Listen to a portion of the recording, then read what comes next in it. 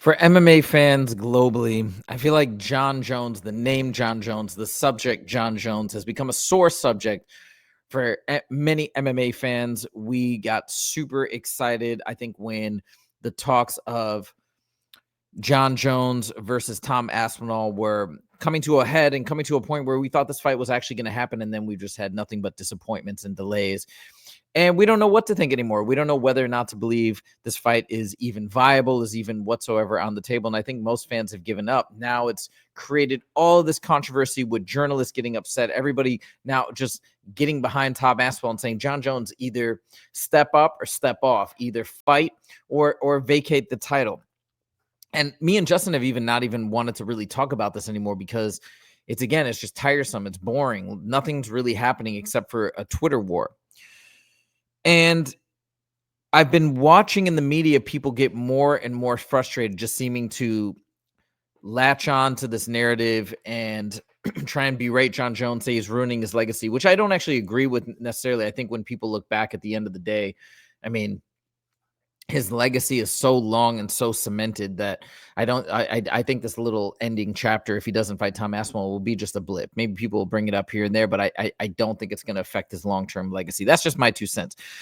But that's not what this video is about. This video is about what's happening in the media, how so many people are getting upset, but yet I think this is all part of Jon Jones's plan. And I'm going to explain why throughout this video. We're going to give some context. We're going to showcase what's been happening, namely with Ariel Helwani just getting super, super heated, talking about Jon Jones very negatively. I think he made the statement that he's like, I think Jon Jones thinks he's just crushing it on Twitter, but in reality, he's cooking his own legacy. I don't think Jon Jones really cares. And in fact, I'm going to put a theory out here at the end of the video or throughout the video that I think things are going exactly how Jon Jones wants them to go.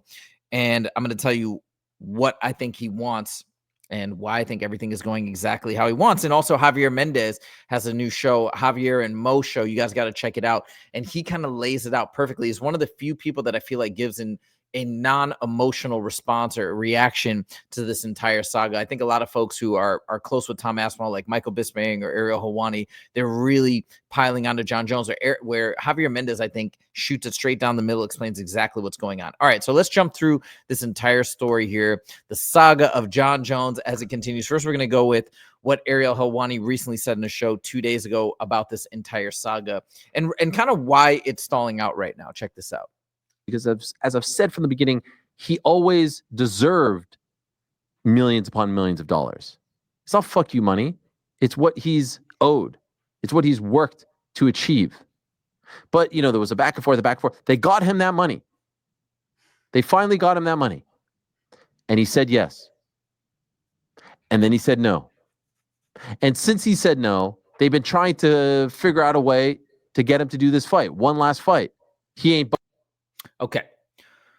So I think this is important because Ariel Helwani actually knows. He's got sources. He's got inside people that I think have told him exactly what happened in the negotiation. So whatever that figure he asked for, whether it was 30 million or something close to that, I think he threw it out there. And Ariel said this many times on his show. Hey, he didn't think that they were going to meet it. And then they called his bluff, essentially, is the way he puts it. And then once he got the figure, he actually then denied the fight. And Ariel goes on to say that I just think he doesn't want to fight Tom Aspinall. He wants to fight, but he just doesn't want to fight Aspinall. So I was thinking about this, and if that's truly the case that he doesn't want to fight Aspinall, there is the possibility that he's trying to retain the title and maybe trying to fight Alex Pereira or somebody else, and he's pulling something like that. I actually don't know if that's the case because I just don't see how you could justify that at this point when Tom Aspinall has had the interim title for so long. How are you going to do that without you'd have to vacate?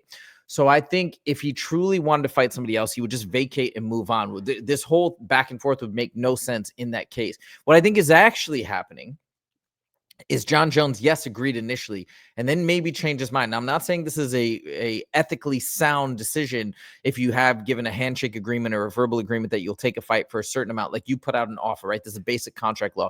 You put out an offer, somebody accepts it, boom, you're good to go, right? And that's how it should be. But to put out an offer, and again, I'm speculating that this happened, but to put out an offer, they accept it, and then now you say, well, you know what? I am going to rescind that original offer after they've accepted it. That's not how you play the game traditionally. But I think regardless, I think for whatever reason, maybe he felt like it wasn't enough money. In retrospect, he changed his mind. And I think what's happening now is I actually do think he's open to fighting Aspinall, but he's asking for more money.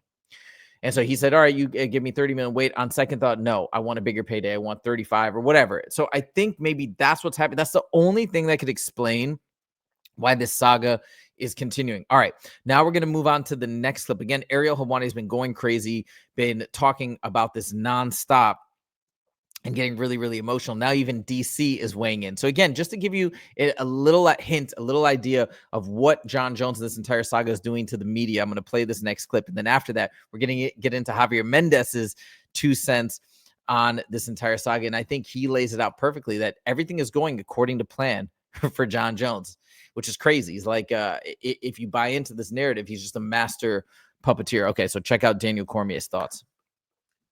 But all this other stuff that's going on around the fight, I mean, you're talking about me, you're talking about Francis, you're talking about Chael, you're talking about all these things and almost ignoring the right thing. The right thing is to go fight this kid.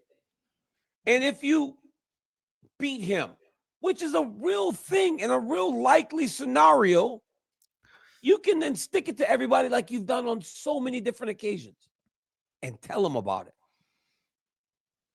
Nothing feels better to a guy like Jon Jones to be able to beat the guy that you thought was going to get him and then going, what did I say to you? You know what's crazy, by the way, is that if this all goes down like he's saying, and they eventually do fight and Jon Jones wins, it's going to be crazy. I actually think that's what's going to happen. I think Jon Jones is that good. He's that strategic, even though he's now kind of on the downslide over the hill. I mean, that's the other thing about this fight is people are clamoring for it so much. It's like Jon Jones is 37, 30, or almost 38. He's past his prime. Like, I get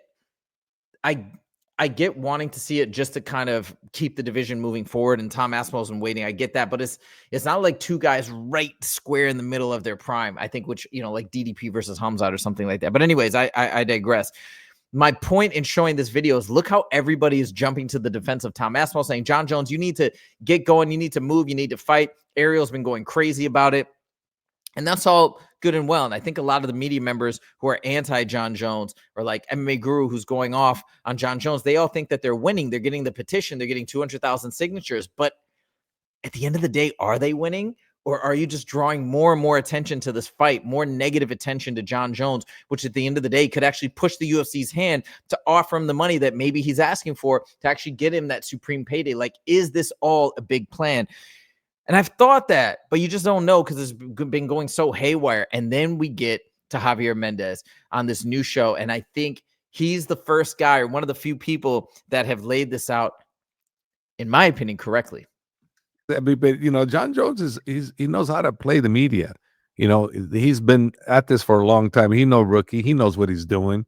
He can play it the way he wants to play it, and he's getting attention. So, right? And I mean, it's true. Everybody's talking about him. People are mad, and like he's conjuring up emotions, a lot of emotions. People are hating him. I mean, if you do, like, again, and he talks about it right here.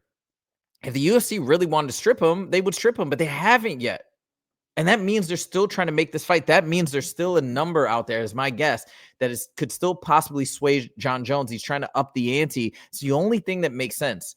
Because if they can get that, if they can meet his demands, if they can meet in the middle and make this fight, again, in the midst of a streaming deal going down with Netflix or Amazon, hopefully it's going to be Netflix, man, this is a big wild card. This is a big incentive to really either push the value of the UFC up higher in terms of whatever deal they're trying to negotiate, or to be a debut fight on Netflix. I mean, imagine that. Jon Jones is a big name. It's really like Jon Jones, because he's been around for so long, he's got such a legacy, or Conor McGregor. One of those two guys would be so amazing for a debut on a streaming service. Now I'm really speculating, and I'm really jumping to different conclusions. Like, I don't even know if this is on the mind of the UFC, but it could be. Okay, last clip showing Javier Mendez explaining this exact point, that if the UFC really wanted to strip him, they would have. But why haven't they? There's a reason. There must be a reason. That's it. They'll call the shots when they want to call the shots. But in the meantime, as long as they know they are working towards that goal of matching those two guys, they'll keep holding on, because they don't want to strip Jones. because if they strip them, they lost that opportunity. But if they continue to play, the media keeps playing, Yes. that fight gets built. Yes. So it's a good play on both sides, to be honest with you. It's so crazy. It's like everything that people are getting so triggered and so mad about, and they're trying to like attack him and think they're making headway and maybe pushing the UFC to do something. But it's sick. It's like, I think all of this is just playing into Jon Jones's hands and playing into his master plan.